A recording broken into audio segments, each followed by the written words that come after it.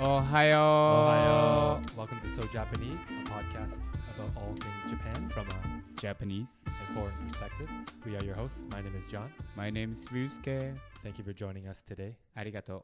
I guess let's just start getting some things out of the way first. Hi. So we have a standalone street level Japanese podcast available to our Patreon members. Yep. So if you're interested in learning Japanese or learning aspects of Japanese to help you sound more fluent, we introduce slang, informal Japanese, then check that out. The first 4 episodes are available for free wherever you find your podcasts. Yeah. On the So Japanese account. But if you want more, it's on Patreon. Yep. You get 2 episodes a month, and that's $3. If not, and you want to support us anyway, which we would really appreciate, you can buy us a coffee. The link is in our bio, on our, you can find the link easily. Yep. What else? Please give us 5-star. Exactly. If it's possible. Yeah. And like leave us some review or I even think I like saw, give like, us some comment. Exactly, comments. Apple Podcasts has commenting, Yep. and I think Spotify has added it as well. Okay. So Cool. I'm guessing if you do comment on our Spotify account, it helps them push us out to new listeners. We'd really appreciate that. Yes. So today's episode is a request. Yeah. We originally thought that this concept was fully Japanese, but it's not.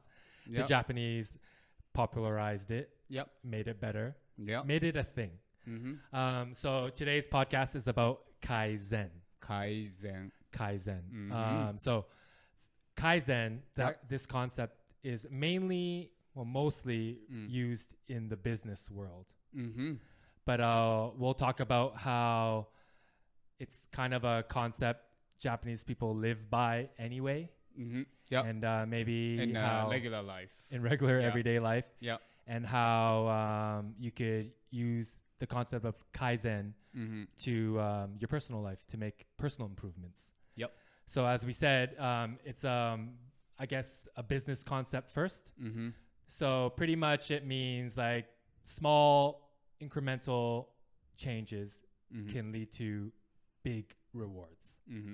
So it's a Japanese term that means continuous improvement. Yes. So small incremental changes to processes, systems, products, and over time, you will see increase of efficiency, reducing waste, reducing costs, better product, better service to the end consumer. Yeah. So it can be applied to all aspects of an organization, manufacturing, service, delivery, administrative processes, pretty much Anything. Yeah. Anything.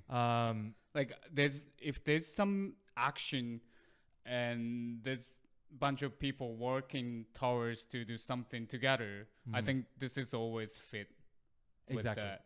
Yeah. What you do. And the main point is that it empowers employees. Yep. From the lowest employee all the way up to the top. So it's more of like a bottom top, I guess, idea. I guess traditionally businesses are run by the top to bottom. Normally, I guess. This concept, the Japanese believe that if we'll leave it to the people actually doing the work, the people on the ground that actually do the work to figure out what the problems are. Yeah. And then those ideas, those problems can be sent up and then applied, right? Yep. The people on the 50th floor in their offices just don't checking numbers. necessarily know what's really going on, right? But that's why it's important to have this mindset to every single employee or like every single team players. Then there's always communication in between. Exactly. Even though you're all the way bottom, you still have chance to say something, right? Exactly. So it's like a cultural thing. Exactly. Right? Yeah. You want to develop that culture where everyone feels able to speak up, to give suggestions, right? Because a lot of time, I guess big companies are like, somebody says something, but it's actually stopped at some point. They think, no, we're not going to say to, for example, like CEO about this problem. Because it's not his business. But I think this is like, no, this is everybody's business. We should share any type of information to improve. Then that means Kaizen. Maybe in like also there could be some culture where it's like, I don't feel like it's my place to speak up. It's a manager problem. Or like maybe if I speak up, I'm going to make my manager look bad. I'm going to make another employee look bad. So I'm going to keep quiet. So you kind of want to not have that culture, right? Yeah.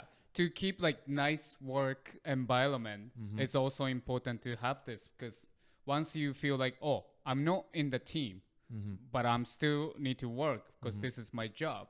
At that point, people start like, okay, so I don't care. I'm just punching and punch out. So what's good about that mind to this company? There's nothing. You can also think of it as like brainwashing too. To keep you coming into work, making you feel like you're important. I think that's very necessary either way, because even though you don't like go work every day, like everybody has that time. Like everybody has that day. Oh, I don't want to go work. But you still need to. So better either you go there and everybody's trying to be a teamwork, or like if you get the work, then like everybody's like completely separate.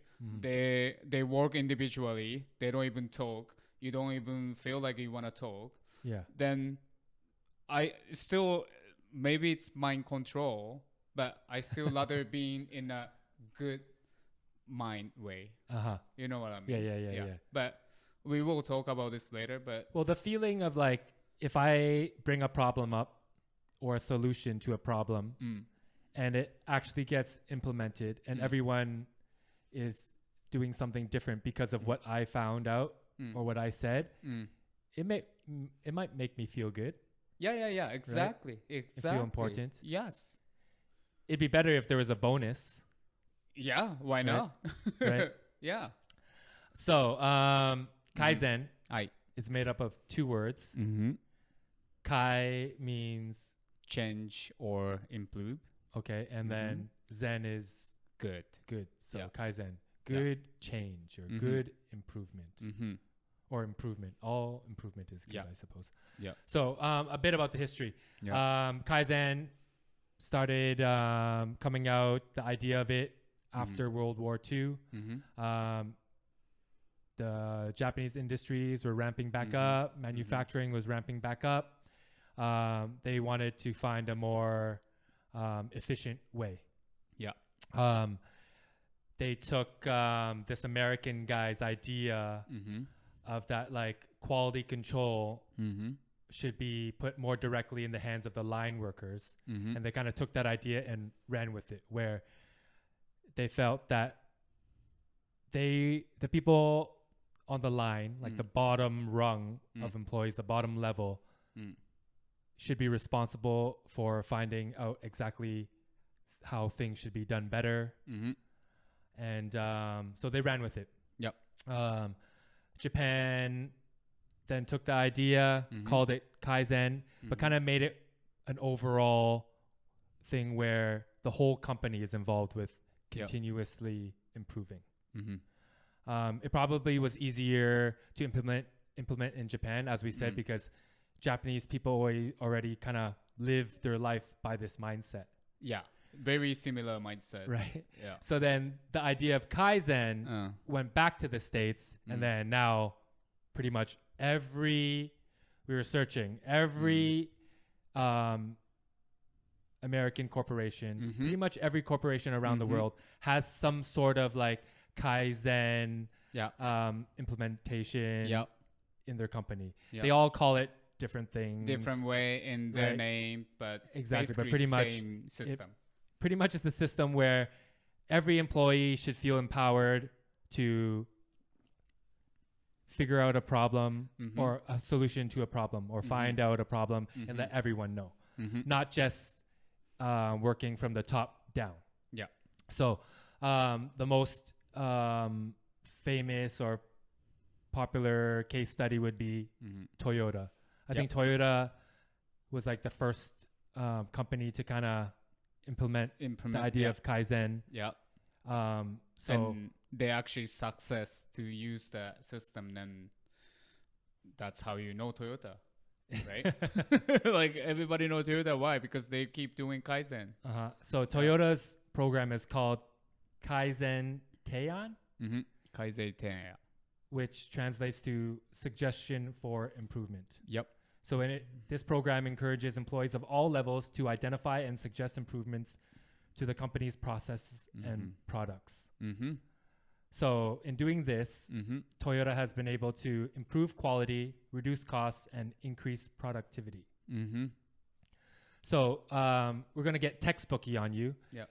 Every business textbook. I remember studying this in grade 9, in my business class in grade 9. And they talked about Toyota, Kaizen. Oh, really? Yeah. This is the only thing I knew about it before. But you know our the listener word. Suggested this. Yeah. And because grade 9, I think it was entrepreneurship. I think that was the class name. Anyway, so there's 10 principles of Kaizen. We're going to quickly go through them. Number 1 is to let go of assumptions. Yep. Number 2, be proactive about solving problems. Number 3, don't accept the status quo. Number 4, let go of perfectionism, and take an attitude of adaptive change. Number 5, look for solutions as you find mistakes. Number 6, create an environment in which everyone feels empowered to contribute. 7, don't accept the obvious issue. Instead, ask why 5 times to get the root cause. So keep on asking why, which is a really good concept, I think, in general, to help you learn. Yeah. Right? Number 8, call information and opinions from multiple people. Number 9, use creativity to find low-cost, small improvements. And number 10, never stop improving. Wow. So, yeah, don't accept the status quo, right? Like, we figured out a system. Yeah.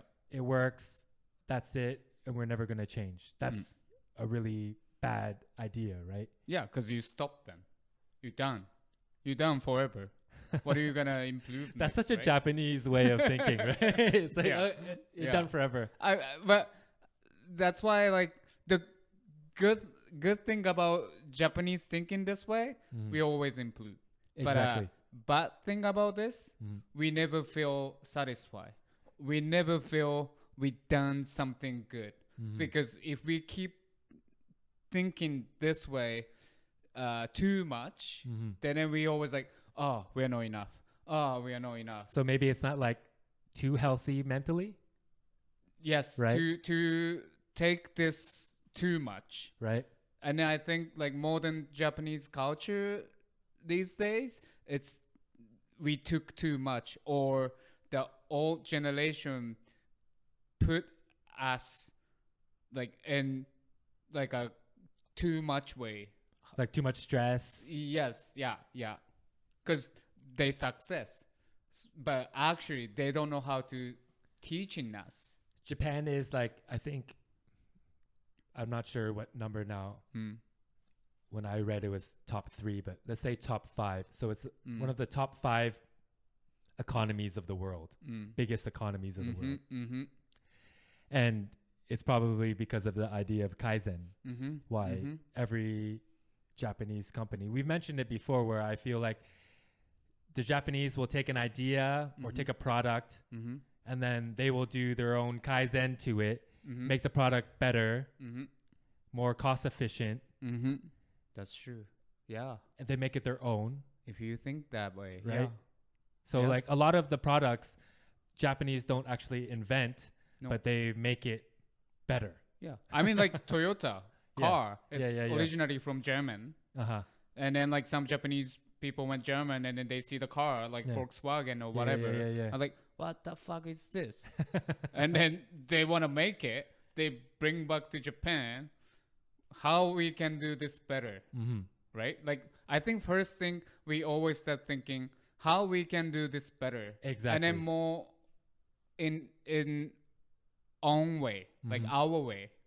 Japanese way. Exactly. Because like the situation, the place, maybe the things we don't have, but we still want to make it. So we have the mindset to always think, okay, what should we do with this, what we have? And I think that's also why a lot of international Japanese companies or companies or businesses owned by Japanese people around the world still prefer to hire Japanese people. So they'll even like bring them over on a work permit. They'll sponsor them on a work visa rather than hire and work with locals. Just because I think of that's what you said. Like I think the Japanese mindset is already there. I can't teach you that.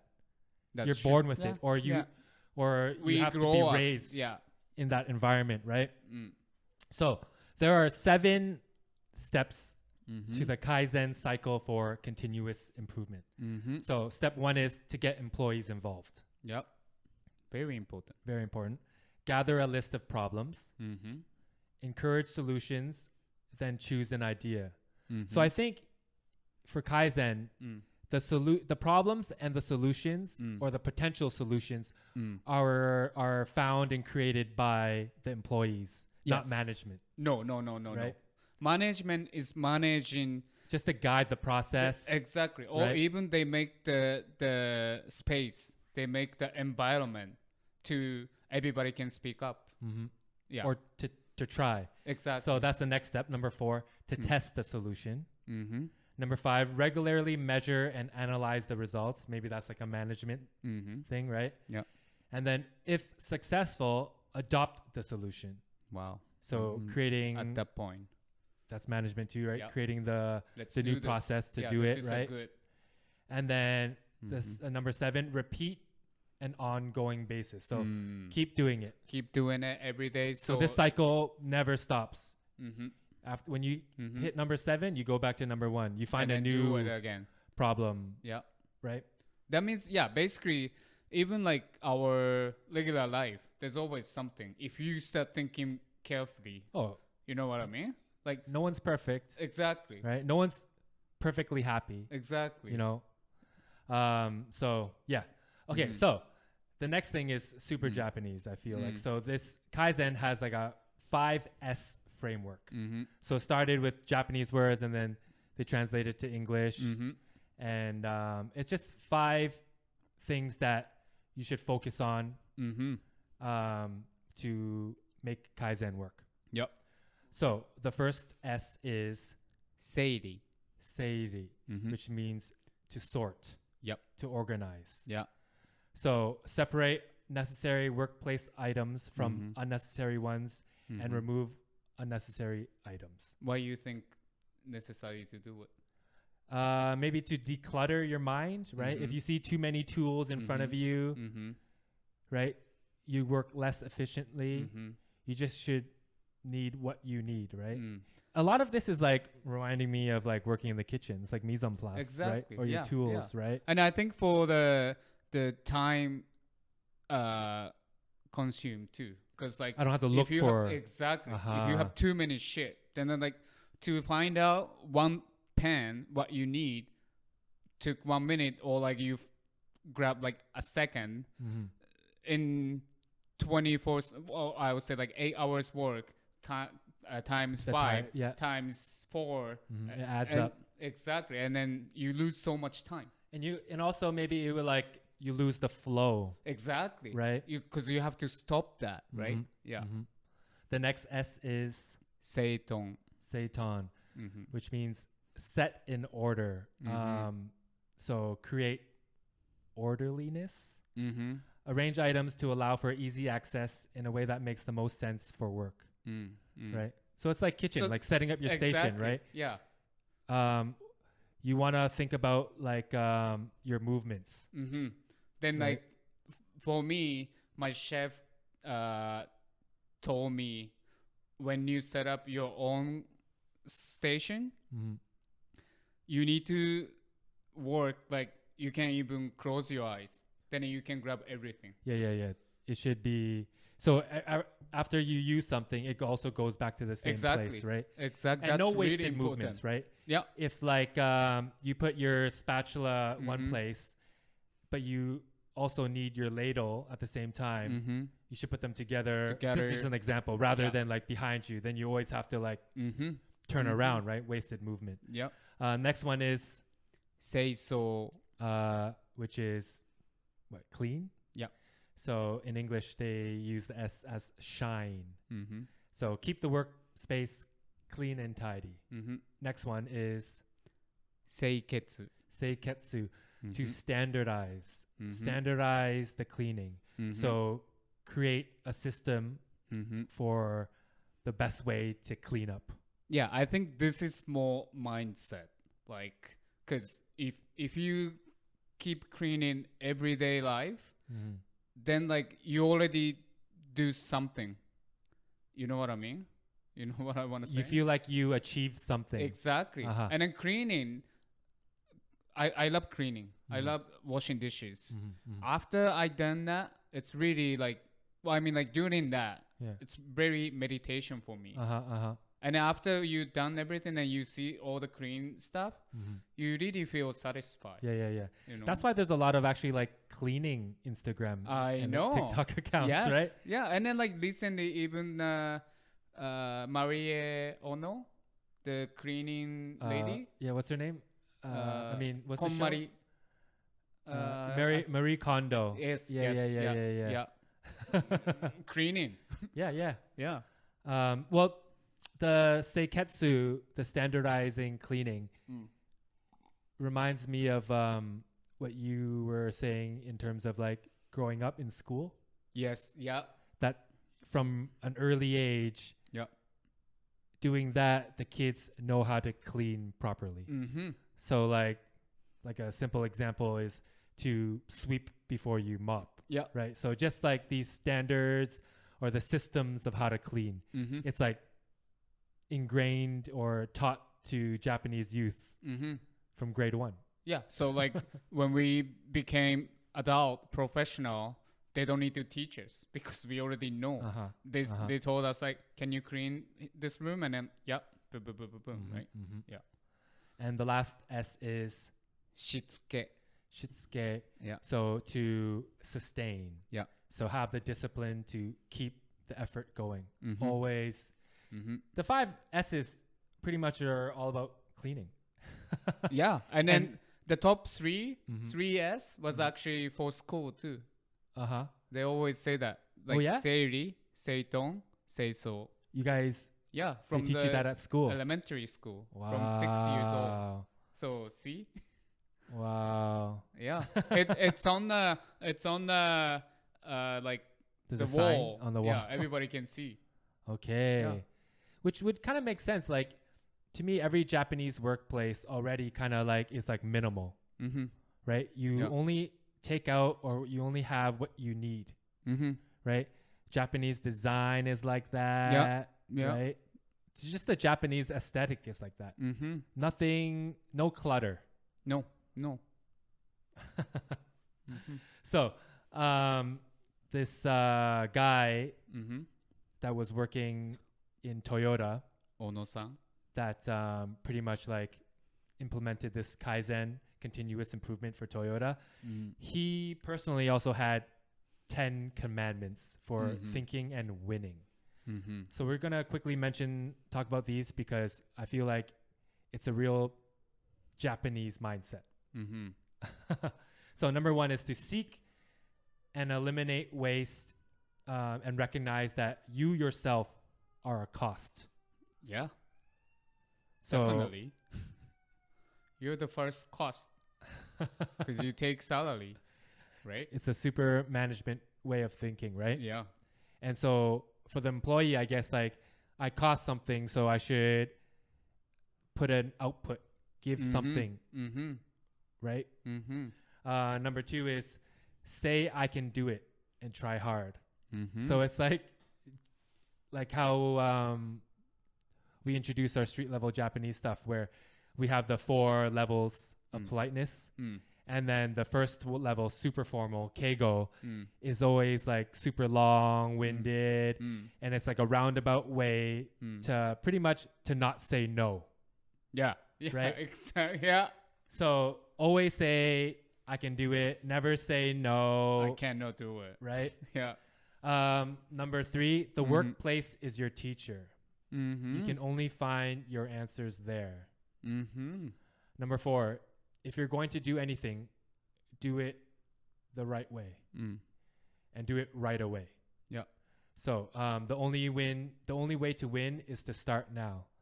So pretty much he's saying like, just do it. Yeah. Do not think or do not.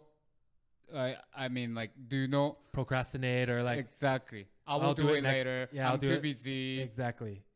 Don't try to make excuses. Exactly. Number 5, once you start something, never give up. Persevere until it's finished. Yeah. So Japanese. So Japanese. Right. The podcast here. Number 6, explain complex concepts in a simple way. If a concept is simple to understand, repeat it. So I guess like pretty much think of it in the simplest form. Because otherwise you cannot keep doing it, I guess. If it's like too much, or to be motivated to do it, right? Easier. It's better to start and to keep continue. Yeah. Number 7, bring your problems out into the open. So if you have a problem, don't be shy to talk about it, to ask for help, or ask for someone's ideas. This I don't know. The Japanese culture, they can do it this now. What do you mean? Like, we just shut up. I think that's for like personal life. I see. Right? For business, yeah. For business or for work, I feel like Japanese people in general feel empowered to mention things, but about their personal life, everything is pretty much hidden. Yeah. Right? Yeah. In Japan. Number 8, realize that actions without value are bad. So don't waste movements, don't waste time, right? If you can find a more efficient way to do it, do it. Number 9, keep improving productivity and improving what has already been improved. So pretty much never be happy with the status quo, right? Too much. It's stressful. This is stressful. I'm kind of getting stressed out. I'm getting nervous. The last one is practice and share wisdom. Don't just hoard it. Okay. So, yeah. I wanna put 11. Okay, and don't scare to do mistake. But this is we don't have in our mind, and that's what happened is now we're really scared to fail. So then we always go too easy way, or just listen to others. Then trying to put all this fault to others' fault, so you don't feel guilty. You know what I mean? Because you're scared to fail. But because I heard so many times the Japanese people are scared to fail after like our economy success. We already failed. But we don't, especially like the old people, they don't want to recognize, or they want to actually say that we fail. Yeah. But the fail is actually good. Because of you fail, yes, you did something wrong, so you learn from that. Exactly. Right? Exactly. But I think Japanese people don't have that. Then I want to add that. Don't scare to do mistake. Okay. I'm telling myself now. You're talking about like even how like the economy is in Japan now, right? Yeah. So seriously, now everybody's more like they're trying to protect themselves. They're not trying to like attack. No attack. I mean like trying to do something better, even though they're not sure if they're gonna success. They want to make sure there's gonna be successful. Yes. But Yes. that's not exist, Uh-huh. right? Uh-huh. So that's why like now Japanese economy is kind of weak Mm-hmm. because we didn't do mistake so often. Mm-hmm. You know what I mean? They need Kaizen. Yes. Yes. Kaizen. We need Kaizen. That's why we need to fail. Exactly. Yeah. So we're going to talk about how Kaizen is intertwined with everyday Japanese life. So we're going to talk about some concepts that I think we mentioned before in podcasts before. But these normal, everyday Japanese concepts is kind of like working towards Kaizen anyway. Yes. So the first idea is the concept of motainai. Motainai. Motainai means don't waste. Yeah, don't waste. Kinda? So pretty much like don't waste anything in your life, right? Like food, energy, time, skill, anything, even like 1 grain of rice in your rice bowl. Motainai. That's what my mom always telling me. Motainai. You have to eat everything. So this is one of like the main principles of Kaizen, like eliminating waste, right? So motainai. I think every Japanese kid grows up hearing that from their parents. Definitely. Parents or even teachers, like if you use pencil, then the pencil goes like halfway. Yeah. Maybe some kids trying to buy a new one, but you still have halfway to use it, right? Yeah. And then like maybe you throw away in a garbage bin, and the teacher found out, and then who did this? Motainai. You can still use it. Do not do this. I feel like in Japan, I guess they've always taught their kids the idea of motainai. But maybe only recently in the last decade or so is North America recognized, or the Western world recognizing like how to reduce waste, or you should reduce waste, right? Another way that Kaizen is intertwined with Japanese life is the concept of omotenashi, which translates to hospitality or service. So this idea emphasizes the importance of putting others' needs before your own and providing the best possible service. Yeah, this is definitely for hospitality industry, like restaurants, any type of restaurant, high-end or even like family You'll get restaurant. like the same service. Even McDonald's, you get way better service than here. Yeah. They don't be rude to you. Japanese service is like the best service. It's almost like they're robots. Oh yeah, exactly. Right? Because like in the Western world, maybe like the words coming out of your mouth is super polite, customer service wise, but maybe your attitude, still you can tell. I can tell that you like, don't it's just a job. Yeah, right? Exactly. Yeah. But with Japanese customer service, I feel so bad. I kind of like too the service much. is too good, and I don't have to tip you. Yeah. I don't deserve this, right? Yeah, I know. That's why like when I go back to Japan and then like I got any service and I always feel, of course, this is Japan. Yeah. Like they're trying to do more than what I expect. Yes, I don't expect anything now.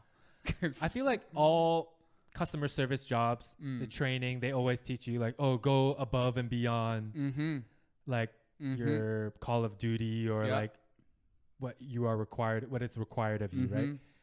But no one actually really does it. You say it, you train it, right? But in Japan, it's like true. It's true. But that's why sometimes it's not good to like some customers, some bad customers, they took advantage of it. Then because they're too nice. So they start like trying to complain or do something. They still like saying sorry, but they keep attacking them, and then like sometimes it spiral some videos. So there are such thing as Japanese Karens? Yeah. I think, but more mans. Oh yeah? Yeah. Interesting. Yeah. Interesting. That's why. Well, yeah, that's more man thing. Yeah, in Japan. Yeah, Okay. I don't really see female does it. Okay. It's always viral. Yeah, and like because of some Western stupid culture, guys. it's like viral mostly because it's like some crazy woman or man, right? Yeah. I forgot what they call, like, what's the male equivalent of Karen? I don't know. Chad or something. I'm not sure. But Okay. Okay. The next concept is shokunin. Shokunin. So shokunin is Master. like a master, right? So it refers to a person who is dedicated to their craft and strives to continually improve their skills. Yeah. So attention to detail and the pursuit of perfection, knowing that you'll never achieve it, but you're gonna try to. Exactly. You're gonna try every day, every minute to get better, right? Like the Jiro sushi guy. We always talk about him. Exactly. He's like what, 85, and he said, "I'm not good enough." Exactly. But he's probably known around the world as one of the best. Yes. Right. 85 years old. He started making sushi since like what, 15? But if you like apply the idea of shokunin to everything you do, you treat it like you want to master it. Yeah. Or you want to be a master or consider yourself a master in it. That's how you improve your craft, right? Yeah. Whether you're a car mechanic, a chef, anything, a teacher. If you apply the idea of shokunin where I want to be like the most knowledgeable or most skilled, you want to treat it like you're a craftsman or craftsperson, right? I even heard that the small factory in like suburb, they making like tiny parts for like car engine or even like some other parts. The technique actually really like it's way better than like other big company in outside of Japan. And then those technique they can use for like special technology like making space shuttle or those things. But so that's the mindset they have. Yeah. But they don't get good paid. No. But I think that's like the brainwashing part, right? Where like exactly, I don't get rewarded with money, but I get rewarded with skill and the satisfaction. But right? but at the end, like how are you gonna survive, right? Right. Yeah, that's why like I think right now someone trying to save those small factories because that's like a mom papa like type of factory like owned by small families, but they don't get enough paid from like big company. I feel like Japan at the same time like respects the shokunin, right? Like yes, I feel like everything in Japan is like trying to become more robotic, right? Using technology to replace humans, but at the same time it's weird because they still respect like like only a human can do it as good as I don't know, you know what I mean? No, I totally understand. Right? Like it's weird. It's so weird in Japan. Yeah. But that's why one of the successful reason for Toyota, they noticed that who they need to taking care of was factory worker. So right away they start going to factory. They start talking to all the the management or like whoever. Then at the end, I think the no president, but the second president, the vice president. But yes, but they put this guy from factory became the vice president. Okay. So like they have the knowledge of exactly how people work and the bottom, right? How you do it? Yeah. Yeah. So they noticed right away. These people really necessary to keep doing good job. Before we started recording, you were talking about your brother-in-law or something. Yes. Yeah. So in Japan they do reward ideas with money, right? Yeah. Yeah. With bonuses. Yeah. So yeah, like my brother-in-law, he works actually for Toyota as a factory worker. He's been there for like over 10 years already. But one day I talked with my sister, and then she told me that like he found some issue on the line, the work line, and then he report, and then that was actually really good improvement or like to fix the issue. So he got some reward, and then after that, soon he got promoted. Okay. Yeah. So at least you're getting like money or something, right? Yeah. Yeah. Over just the satisfaction. So it's really empowering. Yeah. Right? Yeah. So another idea that Kaizen is intertwined with everyday life in Japan is the concept of juku, like these after school programs. Like you in our podcast about elementary school in Japan or school life in Japan, you were saying that like 80% of kids will go to some sort of like after school tutoring or at least once in a lifetime, right? Because I even did it. If I did it, I guess everybody does it. Yeah. So just the idea that being forced to go to an after school program for our additional academic support kind of like makes you feel the importance of hard work, discipline, and like continual improvement. Like, school is done at 3:30, but I still need to put more work in it. Yeah. Right? But sometimes it's hard for kids though. For sure. Sometimes I feel bad for the kids. Like a lot of it is too much, right? Like maybe like Monday, Wednesday, Friday, you go to Juku, and then Tuesday you have some martial arts. Yeah, exactly. Or like, and then Thursday you have like soccer, and then the weekend you have something else. It's just like too much. There should be a balance. Yeah. Right? Yeah. Everything should have a balance, yeah. right? So, how you can use Kaizen for your everyday personal life to improve it, right? So like if you have an idea of like, oh man, I really got to start exercising, working out, right? So if you apply Kaizen to that, to start off small. Yeah. Small incremental changes can lead to something big, right? A big change, a big reward. You don't need to set your goal to like too high or like. Exactly. So I want to start working out. Maybe you can start just every day for 1 minute, jog on the spot while watching TV. Right? And then maybe a month later, you'll feel like you want to work out more or do more. Yeah. And also, if someone tells you, oh, you want to start working out? Oh, join a gym. That might be harder to like do, right? Yeah. But if I say, yo, just jog or do some sit-ups or do some push-ups while you're watching TV, just for a minute. Yeah. It's hard for you to be like, nah, I'm not going to do that, right? It's hard for you to say no to that because it's like so small. Yeah. Right? Or like you want to stop drinking. You want to cut out caffeine. Maybe just pour yourself a little less coffee every day or take one less sip every day. I don't know, right? But these small changes, it's like, it's hard for you to deny them. It's hard for you to say like, nah, I'm not going to do this. Right? And that, if you keep doing that and then you see the result. Right? Or like, oh man, I want to change my careers. Yeah. I want to change my career. And you've been talking about it like for years, but you're still at your same job that you don't like, right?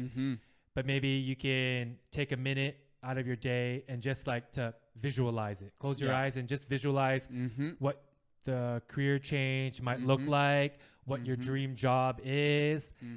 Just every day thinking, doing those mental repetitions every day for 1 minute can possibly lead to big changes eventually. Eventually, right? Yeah. There's no like deadline. Yeah, because basically if you give up, then it's done. If you stop thinking, it's done. What is most important, you should know yourself, then you should know the level, how much you can do at a time.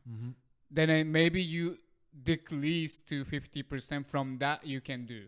So like it's way easier for you, right? Only 50% you have to do. Yes. Then you keep doing it. don't put a strict schedule, like relax, easy schedule, and then just keep doing it. And then you actually realize, oh, this is something different. Like for me, I actually did, I'm doing yoga, trying to do every day. These days not, but I don't push myself too much. But at some point I do every morning and every evening. But to start, maybe it took me like 2 to 3 months to do like easy exercise. Because my body was like, it's not flexible at all. But now I'm more flexible.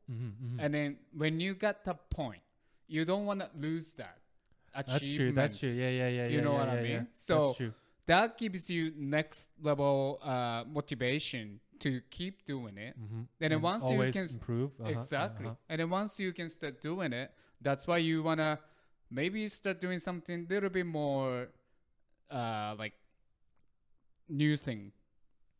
Yeah, like next level thing. And I think that's really important. And that's about Kaizen. Yes. Because you always improve slowly. But actually, for sure, you can improve. So, yeah, you're never going to set goal too high.